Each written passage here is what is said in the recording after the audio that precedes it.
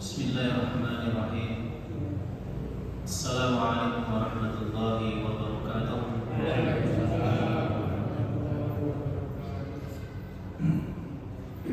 Alhamdulillah alladzi bi ni'matihi tatimmus shalihat. Alhamdulillah alladzi arsala rasulahu bil huda wa dinil haqq liyudhhirahu 'ala ad-din kullih wa kafa billahi shahida. Asyhadu an la ilaha illallah wa asyhadu anna Muhammadan 'abduhu wa rasuluh. Wa qala 'aidan ya ayyuhalladzina amanu taqullaha haqqa tuqatih wa la tamutunna illa wa antum muslimun. Wa qala 'aidan ya ayyuhalladzina amanu taqullaha wa qulu qawlan sadida yuslih lakum a'malakum wa yaghfir lakum dhunubakum wa man yuti'illaha wa rasulahu faqad faza fawzan 'azima. Ya ayyuhan nasu taqu rabbakum alladzi khalaqakum min nafsin wahidah wa khalaqa minha zawjaha wa bassa minhuma rijalan katsiran wa nisaa'a wattaqullaha alladzi tasaaluna bihi wal arham innallaha kana 'alaikum raqiba. Allahumma inna nas'aluka 'ilman nafi'an wa rizqan thayyiban wa 'amalan mutaqabbalan. Rabbi ishrah li sadri wa yassir li 'amri wa hlul 'uqdatam min lisani yafqahu qawli. Rabbana taqabbal minna innaka antas samiul 'alim wa tub 'alaina innaka antat tawwabur rahim. Amma ba'd. Kami muliakan para pengurus takmir Masjid Al-Mawadah yang dirahmati oleh Allah Subhanahu wa taala. Muslimin muslimah, Bapak Ibu, jamaah salat Maghrib yang mudah-mudahan Allah rahmati, Allah berkahi. Salawat serta salam semoga terlimpahkan kepada baginda Nabi Muhammad sallallahu alaihi wasallam. Mudah-mudahan salawat ini tersambung kepada keluarga beliau, para sahabatnya, dan mereka yang berjuang menghidupkan sunnah-sunnah Nabi Muhammad SAW hingga dunia ini berakhir. Hadirin yang dirahmati oleh Allah Subhanahu wa taala, kembali kita dipertemukan oleh Allah di setiap hari Jumat pada sholat maghrib untuk membahas kehidupan manusia terbaik yang pernah dihadirkan oleh Allah Subhanahu wa taala di muka bumi ini, yaitu baginda Nabi Muhammad sallallahu alaihi wasallam yang menjadi uswatun hasanah kita, teladan terbaik kita. Mudah-mudahan dengan kita belajar kepada beliau, Allah Subhanahu wa taala memberikan kemuliaan, memberikan kebaikan kepada kita semua. Amin ya rabbal alamin. Kita masih melanjutkan materi kita, yaitu peristiwa-peristiwa sebelum terjadinya perang Badar. Kemarin kita sudah membahas tentang apa, Bapak Ibu? Tentang apa? Pemindahan arah kiblat. Dari semula muslimin menghadap kiblat ke arah Masjidil Aqsa di Baitul Maqdis di Syam, diminta oleh Allah, diperintahkan oleh Allah untuk menghadapkan kiblat mereka ke arah Masjidil Haram. Dan kemarin juga kita bahas bagaimana komentar-komentar orang kafir tentang pemindahan arah kiblat. Salah satu dari mereka berkata, menurut kalian, ini pertanyaan ditujukan kepada muslimin, manakah yang benar, kata mereka? Apakah kiblat muslimin itu ke Baitul Maqdis atau ke Masjidil Haram? Kalau yang benar adalah kiblatnya itu di Masjidil Aqsa, maka saat ini kalian dalam kesesatan. Tapi kalau yang benar adalah menghadapkan wajah ke Masjidil Haram, maka dahulu kalian telah sesat. Kalimat ini mengganggu para sahabat Nabi Muhammad SAW. Mereka khawatir ibadah mereka saat mereka sholat menghadapkan wajahnya ke Masjidil Aqsa, mereka khawatir amal-amal mereka ditolak oleh Allah Subhanahu wa Ta'ala. Maka mereka datang kepada Nabi, apa yang harus kami katakan kepada mereka ya Rasulullah? Katakan kepada mereka bahwa pemindahan arah kiblat ini semata-mata perintah Allah Subhanahu wa Ta'ala. Saat mereka menghadapkan kiblat mereka ke Masjidil Aqsa, itu perintah Allah. Kok sekarang Allah meminta sholat yang menghadap Masjidil Haram, itu juga perintah Allah. Kemudian perubahan arah kiblat itu ternyata nanti juga merubah posisi rumah-rumah istri Nabi Muhammad sallallahu alaihi wasallam. Saat kiblatnya masih di Baitul Maqdis, itu posisi rumah istri-istri Nabi itu di bagian kanan masjid, di bagian belakang. Ya Pak ya. Waktu menghadap ke Baitul Maqdis, posisi rumah istri Nabi itu di bagian belakang masjid, bagian kanan. Begitu dirubah posisi kiblatnya, maka posisi rumah Nabi di sebelah mana? Sebelah kiri, bagian depan. Bagian depan. Ya. Jadi bagian kanan bawah, belakang masjid, begitu dirubah menjadi bagian kiri masjid, bagian depan. Ya, bisa dipahami? Ya. Itu posisi rumah-rumah Nabi, istri-istri Nabi Muhammad sallallahu alaihi wasallam. Kemudian peristiwa yang lain adalah sejarah disyariatkannya puasa Ramadan.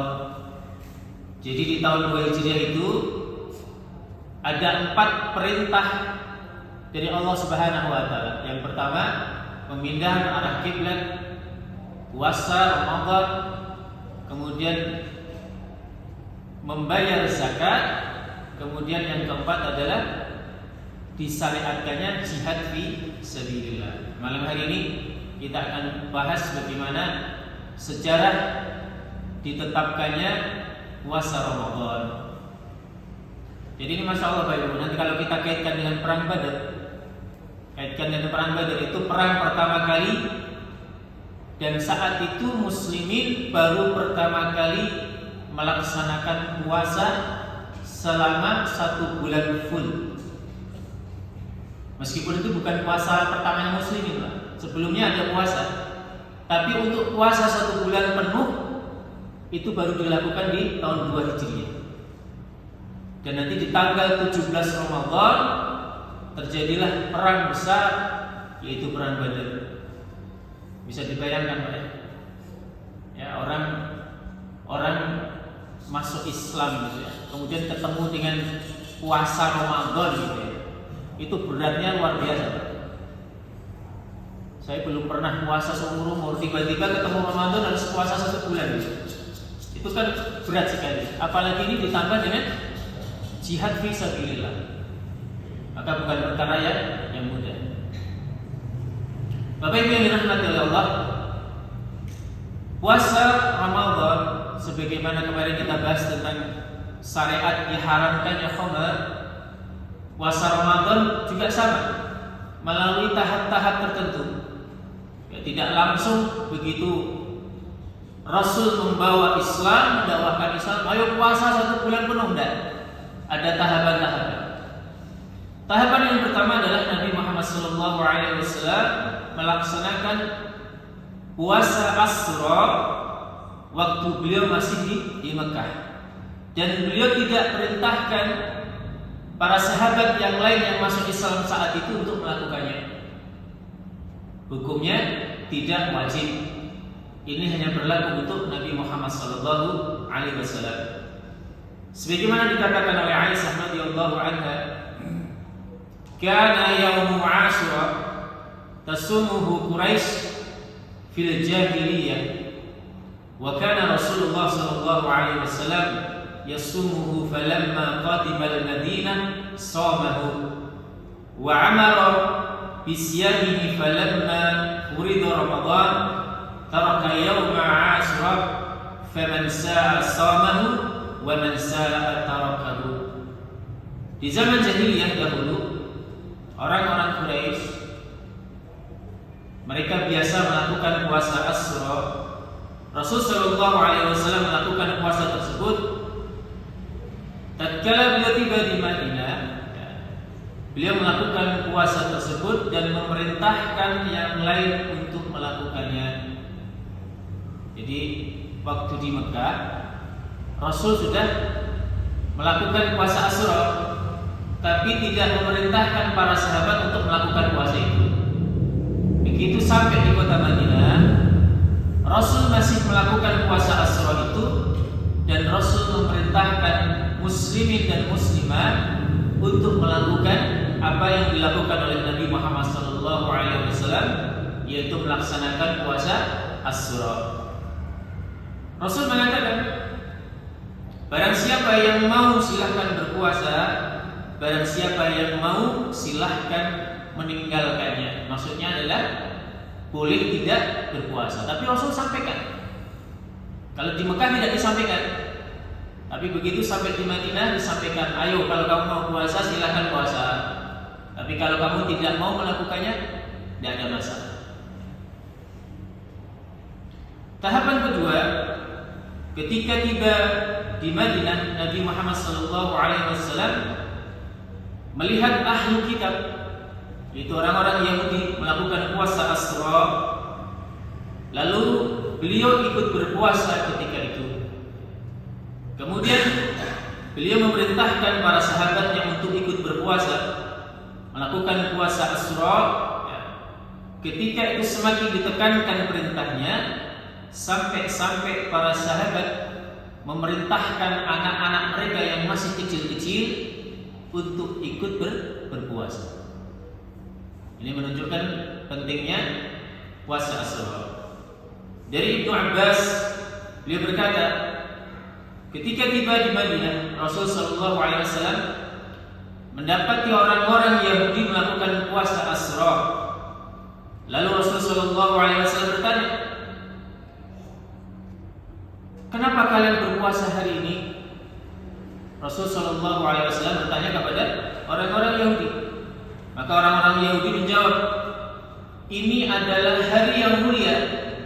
Ini adalah hari di mana Allah menyelamatkan Musa dan kaumnya ketika Fir'aun saat itu ditenggelamkan oleh Allah. Musa berpuasa pada hari ini," kata mereka, "dalam rangka bersyukur. Maka kami mengikuti Musa berpuasa pada hari ini," kata orang Yahudi. Rasul sallallahu alaihi wasallam lantas berkata, "Kita seharusnya lebih berhak dan lebih utama mengikuti Musa daripada orang-orang Yahudi itu." Ya. Lalu setelah Rasul sallallahu alaihi wasallam berkata seperti itu, kemudian memerintahkan kaum muslimin untuk berpuasa di hari Asyura. Kemudian pertanyaannya, kalau Nabi meniru-niru ibadahnya orang Yahudi, apakah Nabi berarti tasyabuh terhadap orang-orang Yahudi? Tasyabuh atau tidak? Tidak. Kenapa tidak? Imam An-Nawawi beliau menjelaskan bahwa Nabi Muhammad SAW sebelum bertemu dengan orang-orang Yahudi yang melakukan puasa Asyura, Rasul sudah dulu melakukannya di Mekah. Ya, Rasul sudah melakukannya di Mekah ketika di zaman jahiliyah. Bahkan orang-orang kafir Quraisy, ya, mereka orang-orang yang tidak beriman itu, mereka juga terbiasa melakukan puasa Asyura di hari di mana Nabi Musa alaihissalam diselamatkan oleh Allah Subhanahu wa taala dari kejaran Fir'aun laknatullah alaihi. Ya. Kemudian kata Imam An-Nawawi, Nabi Muhammad SAW tiba di Madinah dan menemukan orang Yahudi melakukan puasa Asyura, lalu beliau SAW ikut melakukan puasa Asyura. Namun beliau melakukan puasa itu berdasarkan wahyu dari Allah Subhanahu wa taala. Ini bukti bahwa Nabi tidak meniru-niru ibadahnya orang Yahudi. Para ulama berselisih pendapat apakah puasa Asyura itu, ya, sebelum diwajibkan puasa Ramadan dihukumi wajib atau sunnah muakkadah.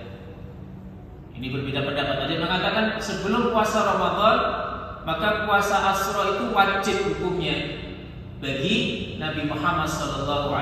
Sebagian yang lain tidak wajib, tapi dihukumi sebagai sunnah muakkadah. Kemudian tahapan yang ketiga, ketika diwajibkannya puasa Ramadan, Nabi Muhammad SAW tidak memerintahkan para sahabat untuk berpuasa Asyura dan tidak terlalu menekankannya. Nabi Muhammad SAW mengatakan, barang siapa yang ingin berpuasa silahkan berpuasa, dan siapa yang tidak berpuasa maka silahkan tinggalkan. Hal ini sebagaimana dikatakan oleh Aisyah radhiyallahu anha dalam hadis, dan hadis ini disampaikan pula oleh Ibnu Umar. Ibnu Umar mengatakan, anna ahlal jahiliyah kanu yasumuna yawma Asyura wa anna Rasulullah sallallahu alaihi wasallam shamahu wal muslimun qabla an yaftarada Ramadan falamma ifturida Ramadan qala Rasulullah sallallahu alaihi wasallam inna Asyura yawmun min ayyamillahi faman sa'a shamahu wa man sa'a tarakahu. Sesungguhnya orang-orang jahiliyah mereka biasa melakukan puasa Asyura. Rasul sallallahu alaihi wasallam melakukan puasa tersebut sebelum diwajibkannya puasa Ramadan.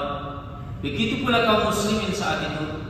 Tatkala Ramadan diwajibkan, Rasul sallallahu alaihi wasallam mengatakan, sesungguhnya hari Asyura adalah hari di antara hari-hari Allah. Barang siapa yang ingin berpuasa silakan berpuasa, barang siapa meninggalkannya juga silahkan. Ya, artinya tidak menjadi wajib. Baru kemudian tahapan yang keempat, Nabi Muhammad SAW bertekad di akhir umurnya untuk melaksanakan puasa Asyura tidak bersendirian, namun diikutsertakan dengan puasa pada hari lainnya. Ya. Namun sebelum niat ini terwujud, kata Abdullah bin Abbas, Rasulullah SAW keburu meninggal dunia. Jadi sebelumnya Rasul sebelum meninggal dunia itu punya niat, saya akan melakukan puasa Asyura dan saya ikut sertakan dengan hari-hari yang lain. Boleh misalnya tanggal 1 sampai 10 apa itu? Bulan Muharram kita boleh melakukan itu, atau memperbanyak puasa di hari itu. Tidak hanya di tanggal 10 Muharram. Apa tujuannya? Apa tujuannya, Pak? Memperselisih apa yang dilakukan oleh orang-orang Yahudi. Itu tujuannya. Ya. Hadirin yang dirahmati Allah Subhanahu wa taala, ya begitulah sejarah tentang disyariatkannya puasa Ramadan.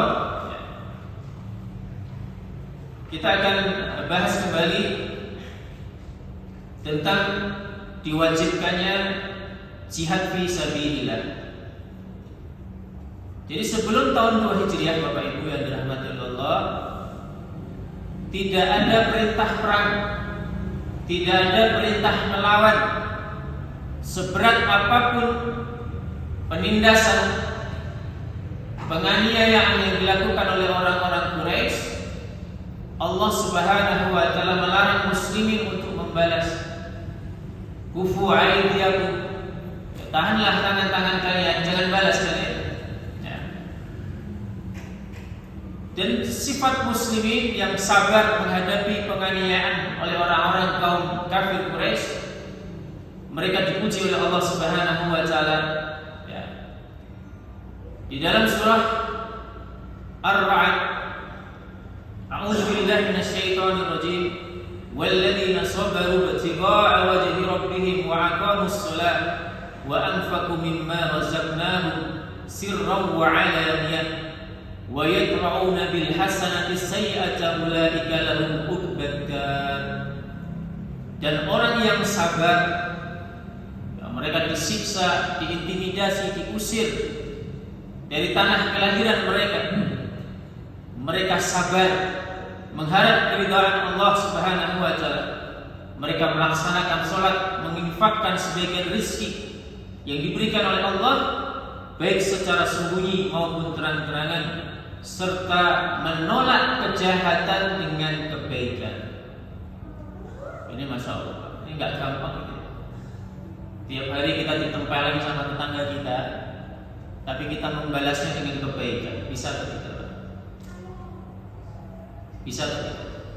Untuk sekedar memaafkan itu susah.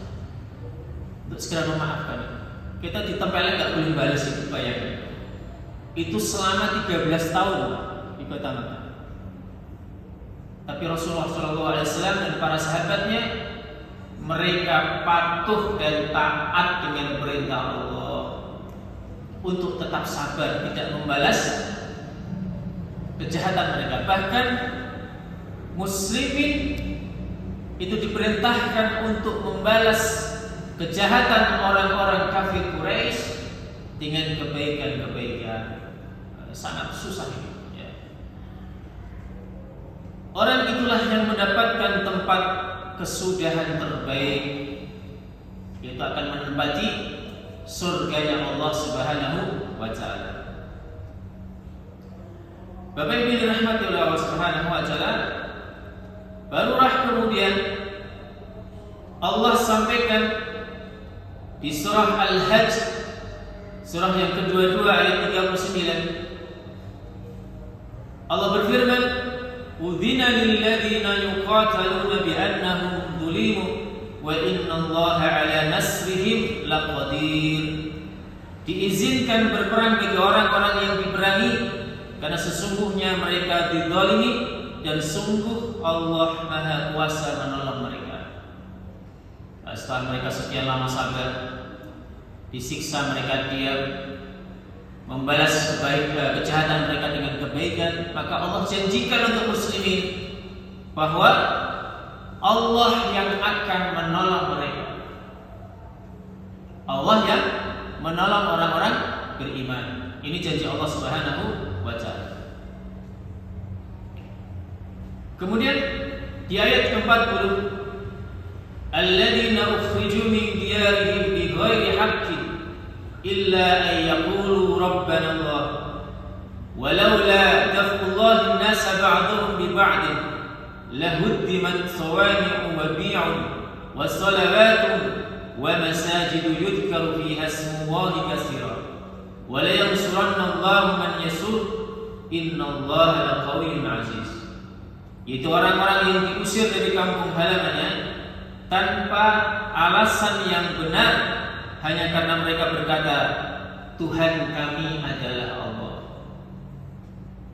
Jadi orang-orang kafir Quraisy, mereka menyiksa Nabi, menyiksa muslimin, mengusir muslimin, itu bukan karena mereka punya harta yang banyak, bukan karena mereka punya ladang kurma yang luas, bukan karena mereka punya perhiasan, tidak.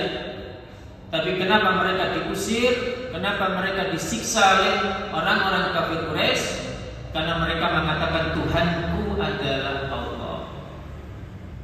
Jadi kalau hari ini musuh-musuh Islam, ya, itu menyerang muslimin, menyerang Rasulullah, menyerang Allah, menyerang kitabullah, menyerang orang-orang beriman, membuat narasi yang buruk terhadap orang-orang beriman, itu bukan karena harta yang kita miliki, tapi semata-mata kita mengatakan bahwa Tuhanku adalah Allah.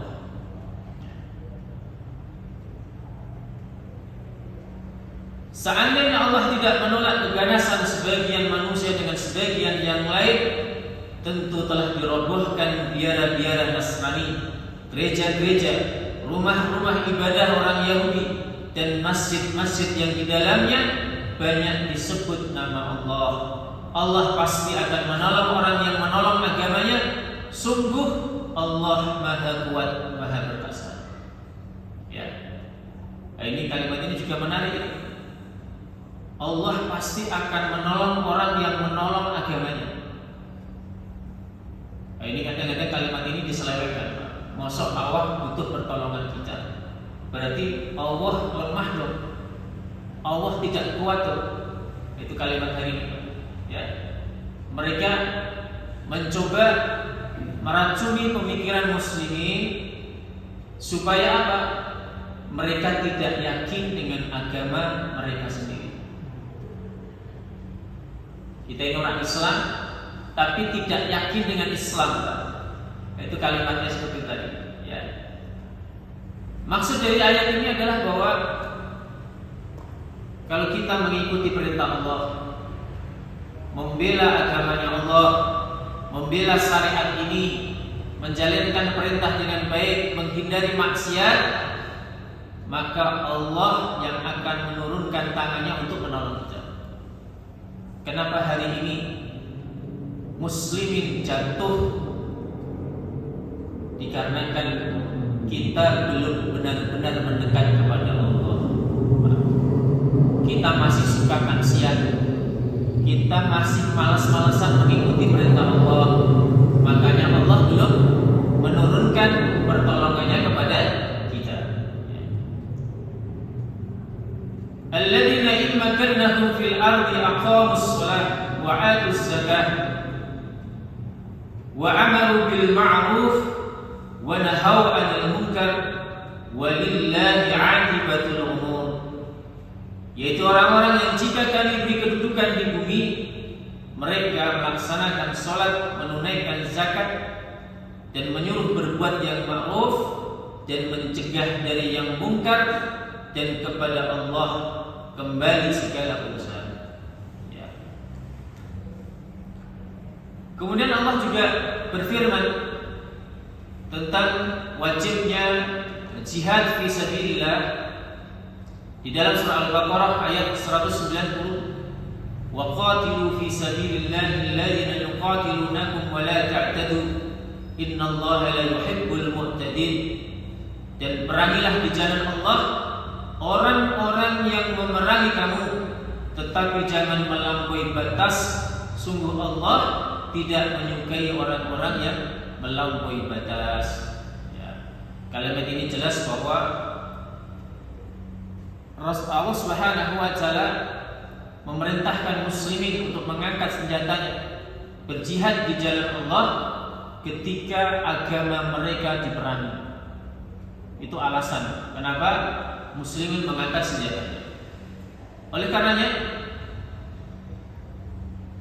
pernah ada kalimat dari kaum orientalis bahwa Muhammad itu ngajari umatnya untuk merampok. Kira-kira benar atau tidak? Kira-kira benar atau salah?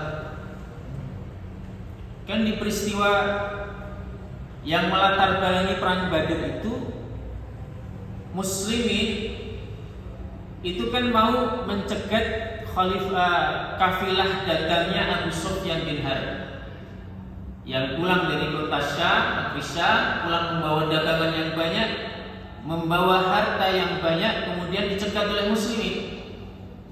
Ya. Tapi ternyata Allah mempunyai skenario yang berbeda. Muslim pengennya harta Abu Sufyan, ya, karena tidak ada tentara di sana, penjaganya tidak seketat ketika muslimin berhadapan dengan Abu Jahal di perang Badar. Karena itu ceritanya kan mau nyegat kafilahnya Abu Sufyan, ya. Abu Sufyan ngirim surat ke Mekah, diterima oleh Abu Jahal membawa pasukan 1000 dari kota Mekah. Sementara Abu Sufyan itu hanya beberapa puluh saja. Jadi kalau disuruh milih, itu muslimin lebih milih kepada Abu Sufyan. Pasti menang dan dapat harta banyak. Tapi ternyata Allah tidak menginginkan itu. Allah menginginkan Nabi bertemu dengan pasukannya Abu Jahal, ya. Mau ngambil hartanya. Maka ada kalimat jahat dari orang-orang kafir. Jadi umatnya Muhammad itu diajari Muhammad untuk merampok. Kalau kita dikasih tahu seperti informasi seperti itu, kita jawabnya gimana? Jawabnya gimana? Apakah membenarkan atau kita punya alasan apa kira-kira? Setidak-tidaknya ada 2 alasan. Bahwa apa yang dilakukan Rasulullah dan muslimin itu bukan sebuah perampokan. Yang pertama adalah situasi saat itu adalah situasi dalam kondisi perang. Ya, dalam kondisi perang tidak ada perjanjian damai, maka boleh. Ketika tidak ada perjanjian damai dan dalam situasi perang, itu seseorang bisa mengambil harta musuhnya. Ya, itu yang pertama. Kemudian yang kedua, kenapa muslimin mengambil harta dari Abu Sufyan? Dikarenakan banyak di antara muslimin yang dulu bertempat tinggal di Mekah, mereka meninggalkan kota Mekah menuju Madinah dalam keadaan harta mereka ditahan oleh orang-orang kafir Quraisy. Maka langkah yang diambil Rasul itu adalah mengambil harta mereka yang dulu pernah diambil oleh orang-orang kafir Quraisy. Itu ya Pak ya. Nanti kalau ada kalimat dari orang-orang musuh-musuh Islam seperti itu, kita punya jawabannya. Ya. Satu, karena dalam kondisi perang dan tidak ada perjanjian damai. Kemudian yang kedua adalah itu adalah hartanya muslimin yang dulu diambil oleh orang-orang kafir Quraisy. Kemudian selanjutnya adalah perintah zakat. Allah Subhanahu wa taala berfirman, وَجَعَلْنَاهُمْ أَئِمَّةً يَهْدُونَ بِأَمْرِنَا وَأَوْحَيْنَا إِلَيْهِمْ فِعْلَ الْخَيْرَاتِ وَإِقَامَ الصَّلَاةِ وَإِيتَاءَ الزَّكَاةِ وَكَانُوا لَنَا عَابِدِينَ. Allah berfirman di dalam surah Al-Anbiya, kami telah menjadikan mereka itu sebagai pemimpin-pemimpin yang memberi petunjuk dengan perintah-perintah kami, dan telah kami wahyukan kepada mereka mengerjakan kebajikan, mendirikan salat, menunaikan zakat, dan hanya kepada kamilah mereka selalu menyembah. Allah berbicara mengenai perkataan Nabi Isa ketika ia masih dalam buaya, wa awsani bis-shalah waz-zakah ma dumtu hayyan, dan dia memerintahkan kepadaku mendirikan salat dan menunaikan zakat selama aku hidup. Surah Maryam ayat 31. Zakat, Bapak Ibu yang dirahmati oleh Allah, sebagaimana tadi puasa, ada fase-fase tahapannya. Ada 2 tahapan ketika Allah memerintahkan tentang syariat zakat ini. Yang pertama adalah fase ketika Nabi masih di Mekah, dan yang kedua adalah ketika fase Nabi berhijrah di kota Madinah. Fase Mekah, Allah berbicara di surah Al-Muzammil ayat 20, wa aqimus shalah wa atuz zakah wa aqridullaha qardan hasanah. Dan dirikanlah sembahyang, tunaikanlah zakat, dan berikanlah pinjaman kepada Allah, pinjaman yang baik. Wa wailul musyrikin alladzina la yu'tuna az-zakah wa hum bil akhirah hum kafirun. Dan kecelakaan besarlah bagi orang-orang yang mempersekutukannya, yaitu orang-orang yang tidak menunaikan zakat dan mereka kafir akan adanya kehidupan akhirat. Ini Masya Allah, hati-hati Bapak Ibu. Ternyata orang-orang yang melalaikan membayar zakat itu disetarakan oleh Allah seperti orang yang mempersekutukan Allah. Hati-hati. Yang punya banyak harta, banyak simpanan emas di rumah, banyak harta pertaniannya, peternakannya, ya dicek lagi, dihitung lagi. Kalau memang sudah memenuhi syarat nisabnya, haulnya, ya maka segera dibayar. Ayat-ayat di atas membicarakan tentang zakat dengan syariat yang umum dan belum dijelaskan mengenai kewajiban atau batasan harta yang wajib dikeluarkan hingga siapa yang berhak diberikan zakat. Jadi belum diatur.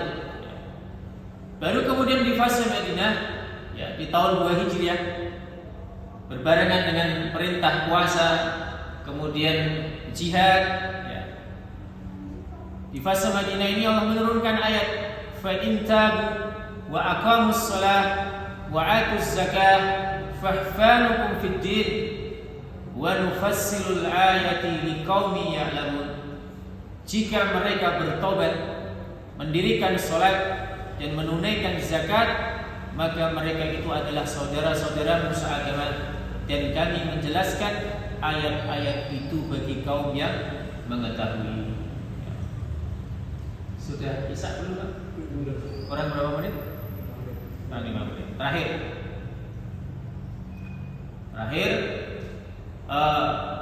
ada peristiwa menarik. Para ahli sejarah mengatakan ini peristiwa 3 bulan sebelum terjadinya perang Badar. Ada seorang sahabat Ansar namanya Sa'ad bin Mu'adz. Beliau ini bersahabat dengan Umayyah bin Khalaf, majikannya Bilal bin Rabah. Umayyah kafir, Sa'ad bin Mu'adz masuk Islam. Satu orang Mekah, satu orang Madinah. Sa'ad bin Mu'adz ketika masuk Islam, dia punya keinginan untuk melakukan umrah di Masjidil Haram. Karena beliau sudah masuk Islam, maka dia ingin umrahnya secara Islam. Karena umrahnya orang kafir sama umrahnya orang Islam itu berbeda, tawafnya juga berbeda. Maka dia mengirim surat kepada Umayyah bin Khalaf. Ya Umayyah, aku pengen umrah. Ya, aku ingin umrah di saat Masjidil Haram dalam keadaan sepi. Begitu sepi dikabari itu, nginepnya di rumahnya Umayyah bin Khalaf. Ya, nginap. Kemudian Umayyah bin Khalaf sudah ke Masjidil Haram, begitu sepi dia pulang. Saat ayo kita ke Masjidil Haram, kamu mau umrah, ya, kamu mau tawaf. Maka saat beberapa putaran, ya, belum sampai selesai beliau tawaf, tiba-tiba muncul Abu Jahal. Dan Abu Jahal kenal sama Sa'ad bin Mu'adz. Ya. Dikatakan kepada Sa'ad, kenapa kau datang kemari wahai Sa'ad? Apakah kau ingin menyerahkan nyawamu? Kata Sa'ad, apakah kau berani mengganggu wahai Abul Haq? Kalau kau berani membunuhku atau melukaiku, maka demi Allah kaumku di Madinah akan menuntut balas atas darahku yang terjejer, kata Sa'ad bin Mu'adz. Karena orang Mekah itu kalau ke Syam itu pasti lewat Madinah. Maka mereka berbantah-bantah sampai Umayyah bin Khalaf membentak Sa'ad bin Mu'adz. Ya Sa'ad, turunkan suaramu, jangan kau tinggikan suaramu. Kamu sedang berhadapan dengan pemimpin lembah ini, yaitu Abdul Hakam. Kalimat itu membuat Sa'ad bin Mu'adz tersinggung.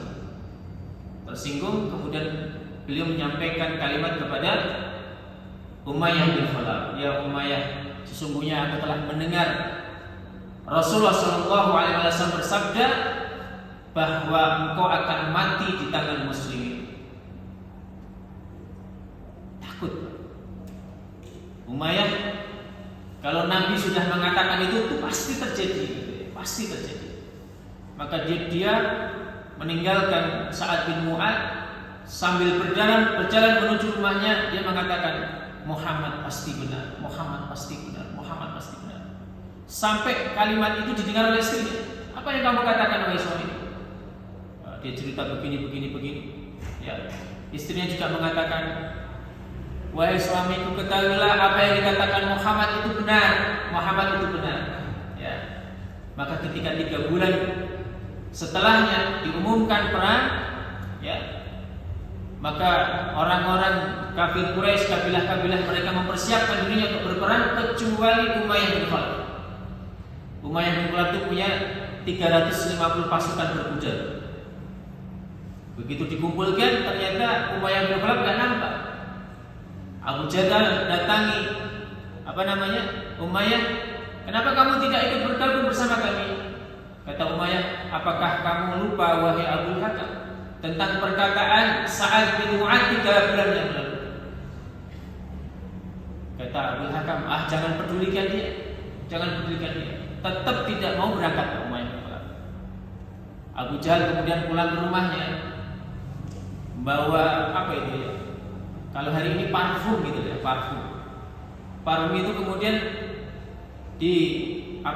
ditaburkan di tubuhnya Umayyah bin Khalaf dan membuat Umayyah bin Khalaf marah. Kenapa?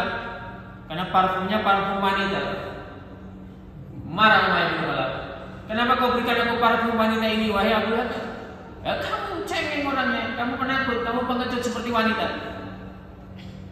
Dipermalukan Abu Hakam sampai kemudian dia bertekad ikut perang. Dia persiapkan pasukannya, dia minta istrinya untuk menyiapkan perbekalan perangnya. Begitu sudah siap, istrinya mengatakan, wahai suami, kamu nggak ingat apa yang dikatakan oleh sahabatmu Sa'ad bin Mu'adz? Kata dia, saya nanti akan pura-pura berangkat. Ya, nanti kalau pasukan berjalan, ya, saya akan istirahat. Istirahat kemudian meninggalkan medan pertempuran, kata dia. Tapi subhanallah, ini nubuah Nabi. Jadi kalau pasukan itu istirahat, itu Umayyah bin Khalaf itu mau meninggalkan pasukannya orang-orang kafir Quraisy. Tapi setiap mau meninggalkan, itu Abu Jahal selalu memanggil, di mana Umayyah bin Khalaf? Di mana Umayyah bin Khalaf? Begitu terus sampai Umayyah bin Khalaf sampai di medan Badar. Dan disitulah kemudian Umayyah bin Khalaf mati di tangan bekas budaknya, yaitu Bilal bin Rabah. Ya. Begitulah peristiwa-peristiwa sebelum terjadinya perang Badar. Mudah-mudahan apa yang kita kaji malam hari ini bermanfaat buat kita semua, dan ini menjadi muqaddimah nanti bagaimana kita akan membahas tentang perang Badar yang diabadikan oleh Allah Subhanahu wa taala di dalam surah Al-Anfal. Mudah-mudahan bermanfaat. Subhanakallahumma wa bihamdika asyhadu an la ilaha illa anta astaghfiruka wa atubu ilaik. Wassalamu alaikum warahmatullahi wabarakatuh.